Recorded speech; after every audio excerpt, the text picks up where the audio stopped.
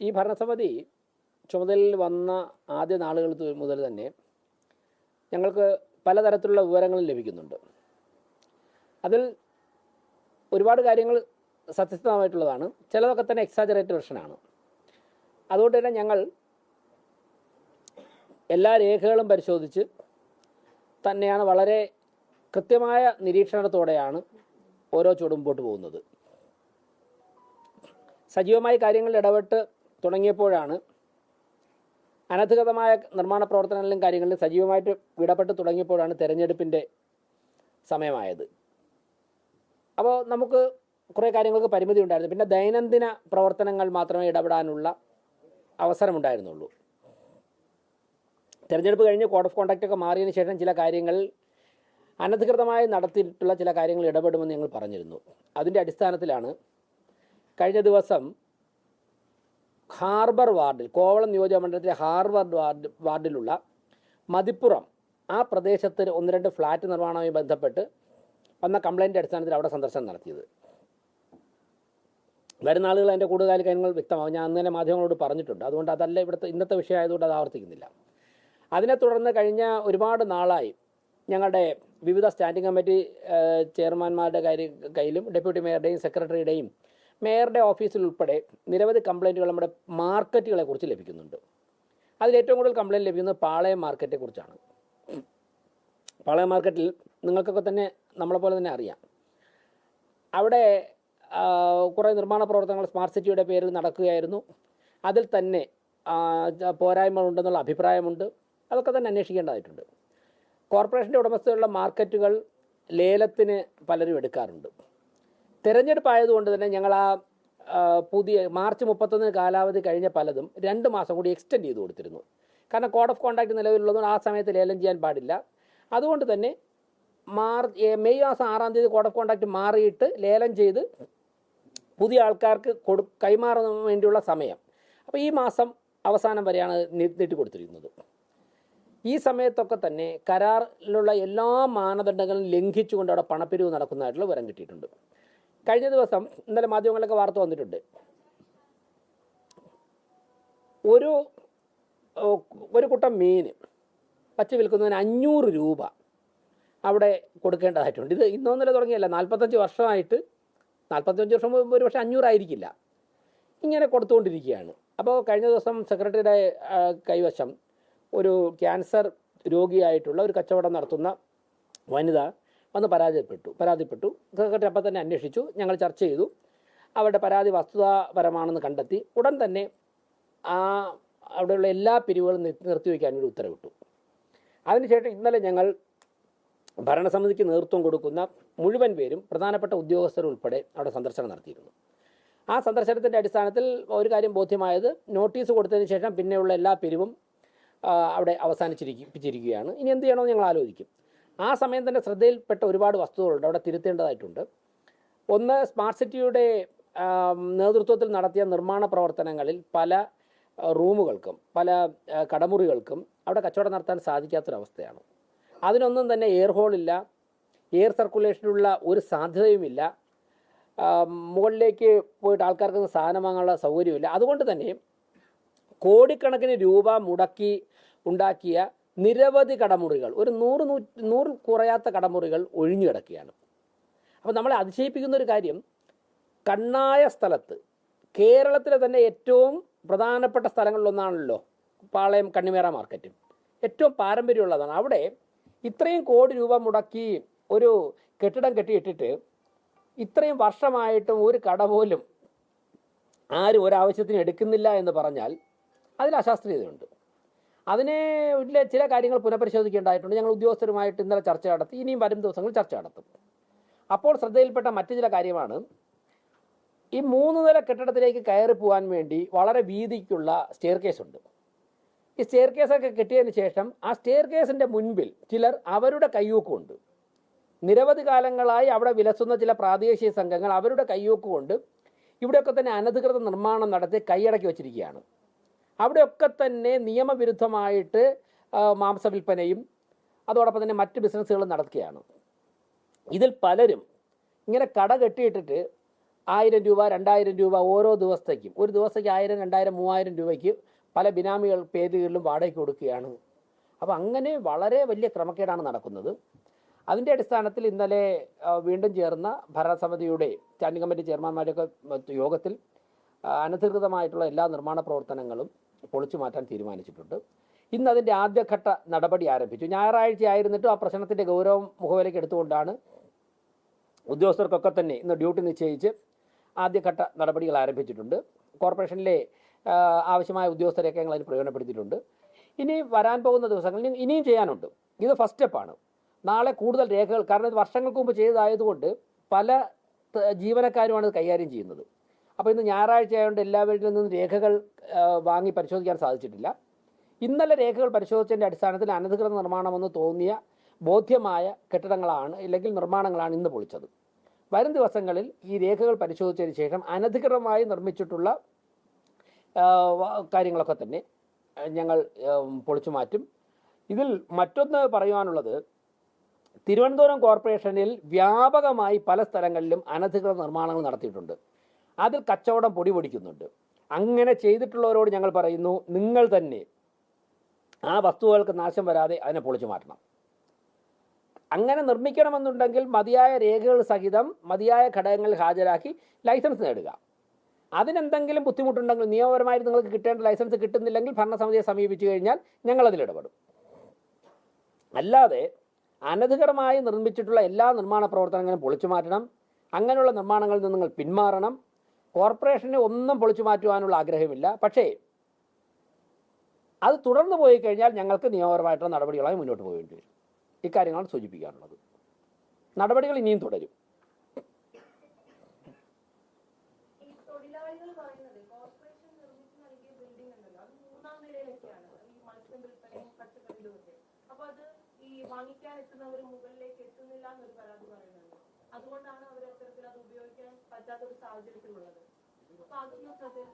അത് വന്നിട്ടുണ്ട്. താങ്കൾ പറഞ്ഞ വളരെ ഗൗരവമായ പ്രശ്നമാണ്. പക്ഷേ അന്ന് ചെയ്തവർ അങ്ങനെ ചെയ്തു പോയി.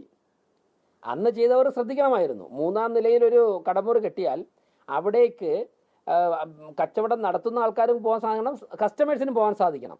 അങ്ങനെ ചെയ്യാൻ പാടുണ്ടായിരുന്നുള്ളൂ. പക്ഷെ അങ്ങനെയല്ലേ ഇപ്പോൾ ചെയ്തിരിക്കുന്നത്.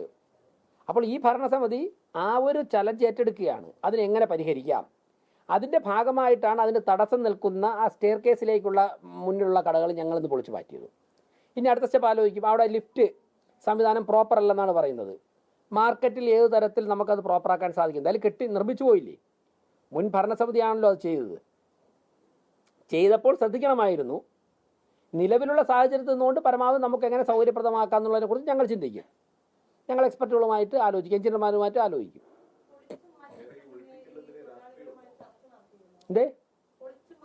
അല്ല, അനധികൃത നിർമ്മാണം നടത്തിയിട്ടുള്ള ചർച്ച നടത്തേണ്ട ആവശ്യമില്ലല്ലോ. വേണോ? അങ്ങനെയാണെങ്കിൽ അതിന് മാത്രമേ സമയം കിട്ടുള്ളൂ, രാവിലെ തൊട്ട് വൈകുന്നേരം വരെ. അങ്ങനെ അഭിപ്രായമില്ല. മുഴുവൻ എന്നുള്ള വാക്കിലോട് അഭിപ്രായമില്ല. മാത്രമല്ല, മുൻപ് ഉണ്ടായിരുന്നവർ എല്ലാം തെറ്റുകളും ചെയ്തതെന്നും ഞങ്ങൾ പറയുന്നില്ല. എല്ലാ തെറ്റുകളും ചെയ്തെന്നോ എല്ലാം താങ്കൾ ചോദിച്ചു അങ്ങനെയുള്ള അഭിപ്രായം ഞങ്ങൾക്ക് അങ്ങനെയല്ല. ചില കാര്യങ്ങൾ അങ്ങനെയുണ്ട്. ആ കാര്യങ്ങളിലാണ് ഇപ്പം ഞങ്ങൾ ശ്രദ്ധിച്ച് ഇടപെടുന്നത്. ഇന്നലെ ചെന്ന് നോക്കിയപ്പോൾ നോട്ടീസ് കൊടുത്തതിന് ശേഷം ഇന്നലെ വരെ നടന്നിട്ടില്ല. ഇനി നിന്നിട്ടുണ്ടോ എന്ന് ചോദിച്ചു കഴിഞ്ഞാൽ, ആരെങ്കിലും വന്ന് ചോദിച്ചാൽ നിയമവിധേയമായിട്ട് കോർപ്പറേഷൻ പറയുന്ന അവിടെ നോട്ടീസ് ഒട്ടിക്കുന്ന പണമല്ലാതെ കൊടുക്കരുതെന്ന് ഞങ്ങൾ പറഞ്ഞിട്ടുണ്ട്. അങ്ങനെ കൊടുക്കാൻ പറ്റാതെ അവിടെ ബിസിനസ് നടത്താൻ സമ്മതിക്കുന്നില്ലെങ്കിൽ അവിടെ നിന്ന് നടന്നു വരാനുള്ള ദൂരമല്ലേ ഉള്ളൂ. ഞങ്ങളുടെ ഈ ഇരിക്കുന്ന ടീമിൽ ആരെങ്കിലും ഒരാൾ രാത്രി 12 മണിയുടെ കാണും. ആരെങ്കിലും ഈ ഇരിക്കുന്ന ഇവിടെ ഡയസിലിരിക്കുന്നതിൽ സെക്രട്ടറി കണ്ടത് 8-9 മണി വരെ ഇവിടെ ഉണ്ടാവാറുണ്ട്. ഞാനൊരു 11-12 മണി വരെ ഇവിടെ തൊട്ടടുത്ത് എവിടെയെങ്കിലും കാണും. നേരിട്ട് വന്ന് പറഞ്ഞാൽ ഞങ്ങൾ ആ സമയം ഇടപെടും.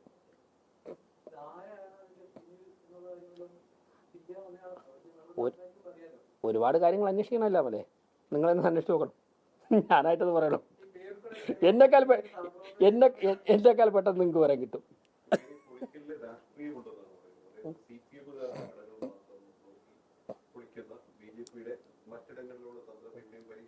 അപ്പൊ അനധികൃതമായിട്ട് കടകൾ അവിടെ അവരാണ് കെട്ടിയെന്നാണ് അരുൺ പറയണത്. എന്തിനാണ് പറയുന്നത്?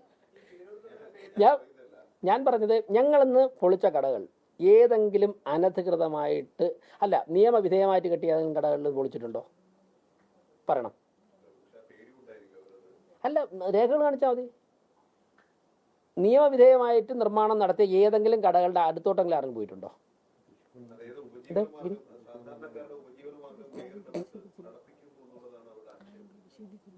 അനധികൃതമായിട്ട് നിർമ്മിച്ച കാര്യങ്ങളോട് ഒരു കോംപ്രമൈസും ഇല്ല. ഇനി എന്ത് പറഞ്ഞാലും അവിടെ ഞാൻ ചോദിക്കട്ടെ, നിയമവിധേയമായിട്ട് ചെയ്ത സ്ഥാപനങ്ങളാണെങ്കിൽ അവിടെ ഒരു പ്രതിഷേധം ഉണ്ടാവുന്നത് അവർക്ക് തന്നെ അറിയാം. ഞങ്ങൾ ഇന്നലെ പോയി പറഞ്ഞപ്പോൾ തന്നെ എനിക്ക് തോന്നുന്നു മാനസികമായി അവർ അതിന് തയ്യാറായിരുന്നു. കാരണം ഭരണസമിതി ന്യായമായ കാര്യങ്ങളാണ് പറഞ്ഞതെന്ന് പറഞ്ഞിട്ട് ഞങ്ങൾ നിയമവിധേയമായിട്ട് ചെയ്യുന്ന ഒരു കാര്യത്തിലും ഇടപെടില്ല. ഞങ്ങളുടെ ഭരണസമിതിയുടെ മുൻപിൽ രാഷ്ട്രീയ വിശ്വാസം അല്ലെങ്കിൽ രാഷ്ട്രീയ പ്രവർത്തനം നിയമവിരുദ്ധമായ കാര്യങ്ങൾ ചെയ്യുന്നതിന് ഒരു പ്രൊട്ടക്ഷൻ ആവില്ല.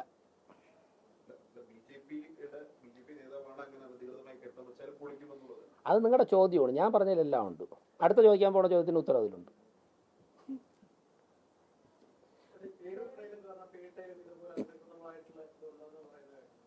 അല്ല, ഞങ്ങൾ ഇങ്ങനെ ഒരുപാട് കേട്ടിട്ടുണ്ട്. ഓരോന്നായിട്ട് പരിശോധിച്ചുകൊണ്ടിരിക്കണേ ഉള്ളൂ. ഉണ്ട് എന്നാണ് ഞങ്ങൾ കേട്ടിട്ടുള്ളൂ. ഞങ്ങൾ ഓരോന്നോരോന്നായിട്ട് ഡോക്യുമെൻറ്റ്സ് എടുത്ത്, ഇത് മാത്രമല്ല വേറെ ഡേ ടു ഡേ ആക്ടിവിറ്റി ഇല്ലേ, അപ്പോൾ അതിനോടൊപ്പം കിട്ടുന്ന സമയത്ത് ചെയ്യും. എന്തായാലും ഞങ്ങൾ കംപ്ലീറ്റ് ചെയ്യും. കാര്യങ്ങൾ തുടങ്ങി വെച്ച എല്ലാ കാര്യങ്ങളും കംപ്ലീറ്റ് ചെയ്യും.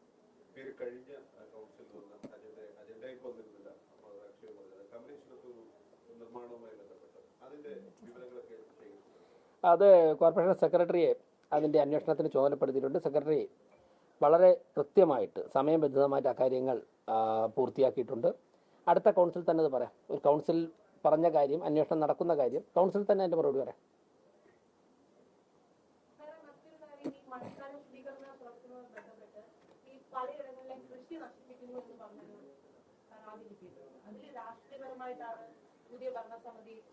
എന്ത് കൃഷിയാണ് നശിച്ചത്? സൈൻ്റെ ഏത് കൃഷിയാണ് നശിച്ചത്? അല്ല, എന്ത് കൃഷി? വാഴ കൃഷി മറ്റേ ഓടയിലാണ് വാഴ ഇട്ടേക്കണത്. അല്ല, ഓടയിലായിരുന്നു വാഴയെങ്കിൽ അത് മാറ്റിക്കാണും. ഓട പോലും പൂർത്തിയാക്കാനുള്ള പൈസ ഇല്ല, പിന്നെ വാഴത്തോട്ട്. വാഴ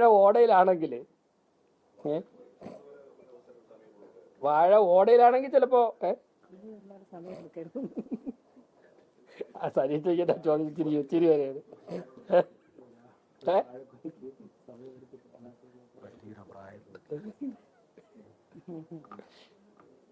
വേറെ കഴിഞ്ഞില്ലേ?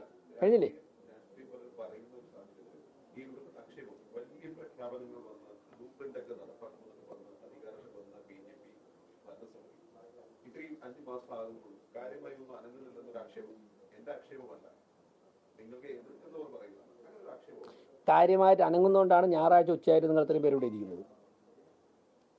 ഞായറാഴ്ച ഉറങ്ങുന്ന ഒരു ഭരണസമിതിയാണെന്നുണ്ടെങ്കിൽ ആ ഭരണസമിതി സുഖമായിട്ട് ഉറങ്ങിയാലേ നിങ്ങൾ ചിലരൊക്കെ ഇന്ന് ലീവായിട്ടും വന്നത്.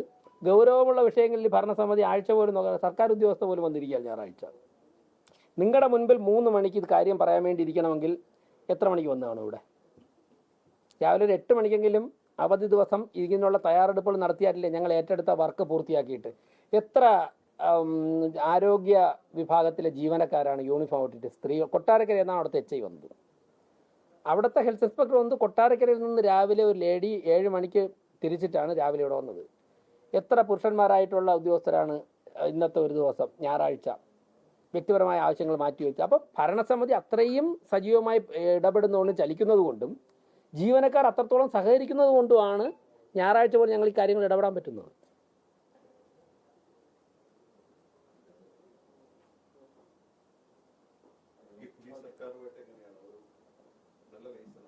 മുൻ സർക്കാരുമായിട്ടും വളരെ നല്ല ബന്ധമായിരുന്നു. ഇപ്പോഴത്തെ സർക്കാരുമായിട്ട് വളരെ നല്ല ബന്ധമാണ് ഇപ്പോഴുള്ളത്, ആഗ്രഹിക്കുന്നത്.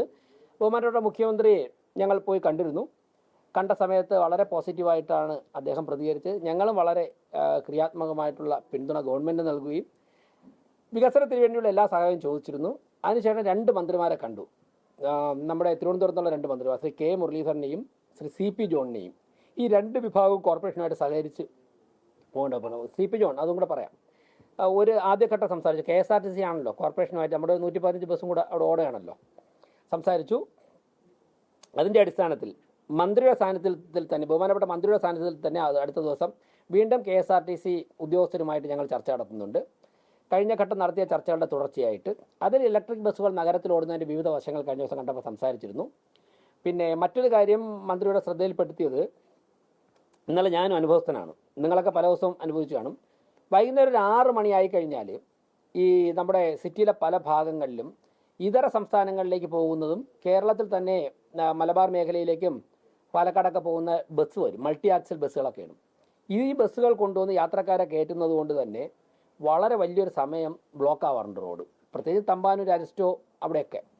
ഈ ബസ്സുകളെയൊക്കെ തന്നെ മറ്റൊരു സ്ഥലത്തേക്ക് മാറ്റണം. മുൻപ് മനോരമ പത്രം നടത്തിയ ഒരു ചർച്ചയിൽ സിറ്റി പോലീസ് കമ്മീഷണർ ഉൾപ്പെടെ ഞങ്ങൾ ഇരുന്നൊരു ചർച്ചയിൽ വന്നത്, ഒന്നിൽ ഈഞ്ചക്കലേക്ക് മാറ്റണം. ഈഞ്ചക്കൽ ഇപ്പോൾ ഒരു ഗ്രൗണ്ട് ഉണ്ടല്ലോ, ഈ ദൂര സ്ഥലങ്ങളിലേക്ക് പോകുന്ന ബസ്സുകൾ അവിടെ ഇട്ടിട്ട് ആൾക്കാർ അവിടെ വന്ന് കയറണം. ഇന്ന് ഞാൻ ബഹുമാനപ്പെട്ട മന്ത്രിയെ ഇന്ന് ഒരു ചടങ്ങിൽ വെച്ച് കണ്ടപ്പോൾ സംസാരിച്ചിരുന്നു. വളരെ പോസിറ്റീവായിട്ടാണ് അദ്ദേഹം അതിൽ പ്രതികരിച്ചത്. അപ്പോൾ വരാൻ പോകുന്ന ദിവസങ്ങൾ ഞങ്ങൾ ഇരിക്കുമ്പോഴേക്കും അക്കാര്യങ്ങൾ ഉൾപ്പെടെ ചർച്ച ചെയ്യും. അദ്ദേഹം 1-2 ആശയങ്ങൾ മുന്നോട്ട് വെച്ചു. അപ്പോൾ KSRTC ആയിട്ട് വീണ്ടും ചർച്ചകൾ നടത്തും. തിങ്കളാഴ്ച തദ്ദേശ സ്വയംഭരണ വകുപ്പ് മന്ത്രിയെ കാണുന്നുണ്ട്. അതുപോലെ തന്നെ ഇലക്ട്രിസിറ്റി മിനിസ്റ്റർ ശ്രീ സണ്ണി ജോസഫ്, അദ്ദേഹത്തെ കാണുന്നുണ്ട്. പിന്നെ ജലസേചന വകുപ്പ് മന്ത്രിയെ വിളിച്ചിട്ടുണ്ട്. അത് തിങ്കളാഴ്ച വൈകുന്നേരം 6 മണി അടുപ്പിച്ച് അദ്ദേഹത്തെ കാണും. 3 മന്ത്രിമാരെ തിങ്കളാഴ്ച കാണുന്നുണ്ട്. അപ്പോൾ കോർപ്പറേഷനുമായിട്ട് സഹകരിക്കേണ്ട വകുപ്പുകളിലെ മന്ത്രിമാരുമായിട്ട് എത്രയും ചുരുങ്ങിയ ദിവസം കൊണ്ട് ചർച്ചകൾ പൂർത്തിയാക്കും.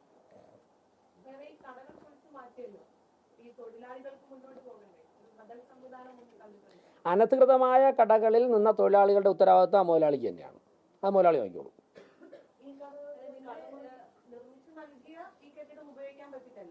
എന്തേ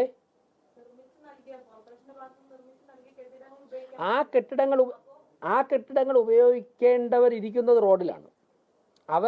അവരുടെ പ്രശ്നമല്ല താങ്കൾ ചോദിച്ചത്.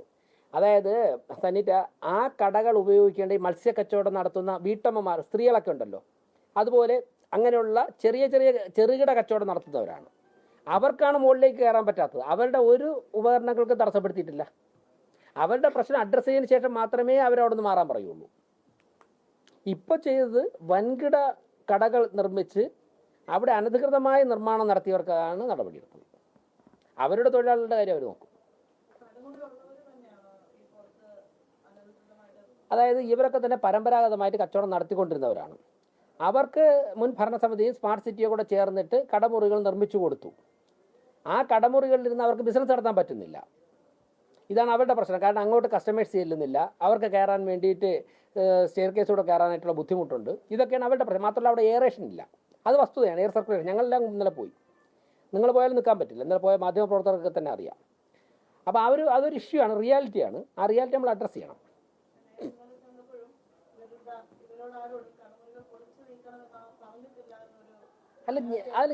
ഞാൻ അവരോട് പറയേണ്ട ഉദ്യോഗസ്ഥരല്ലേ. അനധികൃത നിർമ്മാണം നടത്തിയിട്ടുള്ള ഒരാളിന് അദ്ദേഹം ചെയ്ത് അവർ ചെയ്ത് തെറ്റാണെന്ന് അവർക്ക് അറിയില്ലേ? ഞാനെന്തിനാ പറയണത്? അങ്ങനെ ആക്ടി പറയുന്നുണ്ടാ? അല്ല, അനധികൃത നിർമ്മാണം നടത്തിയിട്ടുണ്ടെങ്കിൽ അത് മാറ്റുവാനുള്ള നിയമപരമായിട്ടുള്ള ഉത്തരവാദിത്തം കോർപ്പറേഷനുണ്ട്. അത് ചെയ്യാതിരിക്കുന്നതാണ് നിയമലംഘനം. അതുകൊണ്ട് ഞങ്ങളുടെ ആ ഉത്തരവാദിത്തമാണ് ചെയ്തത്. ഇത് വ്യക്തിപരമായ കാര്യമല്ലല്ലോ.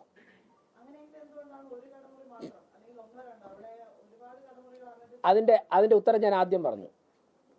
ലഭ്യമായ ഇന്ന് ഞായറാഴ്ചയും ഇന്നലെ വൈകുന്നേരവുമായി ലഭ്യമായ രേഖകൾ പരിശോധിച്ചതിൻ്റെ അടിസ്ഥാനത്തിൽ ബോധ്യം വന്ന കാര്യങ്ങളാണ് ഇന്ന് ഉച്ചവരെ ചെയ്തിട്ടുള്ളത്.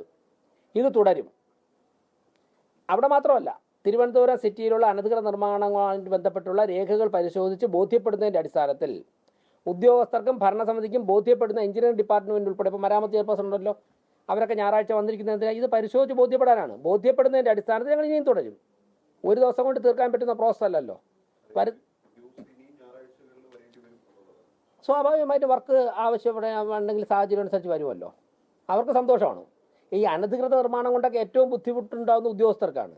അവർക്കങ്ങനെ ഒരു അവസരം ഇതിനെതിരെ നിയമവിരുദ്ധ പ്രവർത്തനങ്ങൾക്ക് പ്രതികരിക്കാൻ കിട്ടിയപ്പോഴേക്കും അവർ വളരെ സന്തോഷത്തോടെയല്ലേ ചെയ്തത്. ഞങ്ങളൊരു 4 മണിയാവുമെന്നാണ് വിചാരിച്ചത്. അവർ 2 മണിക്കൂർ കൊണ്ട് എല്ലാം തീർത്തു.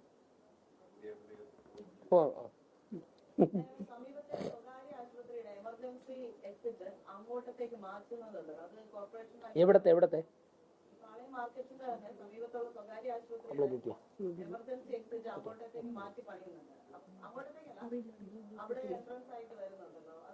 അങ്ങ് പറഞ്ഞപ്പോഴാണ് എൻ്റെ ശ്രദ്ധയിൽപ്പെടുന്നത്. സെക്രട്ടറിയുടെ ശ്രദ്ധയിൽ വന്നിട്ടില്ല, ഡെപ്യൂട്ടി മേയറുടെ ശ്രദ്ധയിലും വന്നിട്ടില്ല.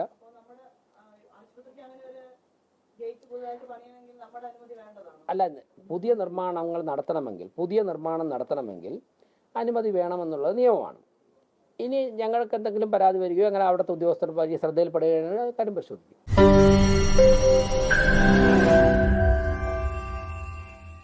ലോകത്തെവിടെയായാലും ഏത് സമയത്തും 24 വാർത്തകളും ഓഗ്മെന്റഡ് റിയാലിറ്റി പാക്കേജുകളും എക്സ്പ്ലെയിനറുകളും വിശദമായി കാണാൻ ഞങ്ങളുടെ യൂട്യൂബ് ചാനൽ നിങ്ങൾക്ക് സബ്സ്ക്രൈബ് ചെയ്യാം.